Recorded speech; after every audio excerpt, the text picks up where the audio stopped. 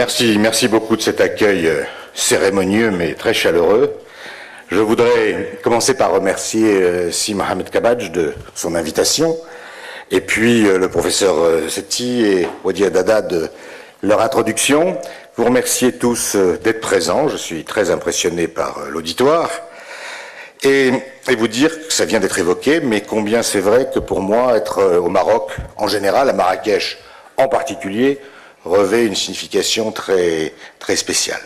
C'est le pays de mon enfance, c'est le pays dans lequel j'ai besoin de revenir souvent et dans lequel je m'arrange pour trouver toutes les occasions possibles pour aller d'un bout à l'autre du royaume, parce que c'est vraiment mon second pays. Je dis mon second pays parce que si je dis mon premier pays, j'aurais des ennuis, donc je dis mon second pays.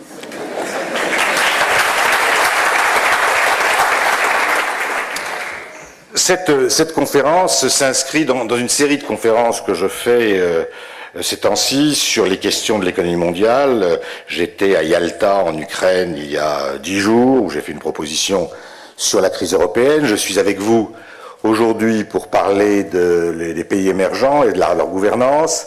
Je serai début octobre en Corée sur des sujets qui ont trait aussi à l'économie de la connaissance dans la mondialisation. Bref, une série de conférences de cette nature qui essayent de rassembler des éléments d'analyse et puis aussi de faire des propositions.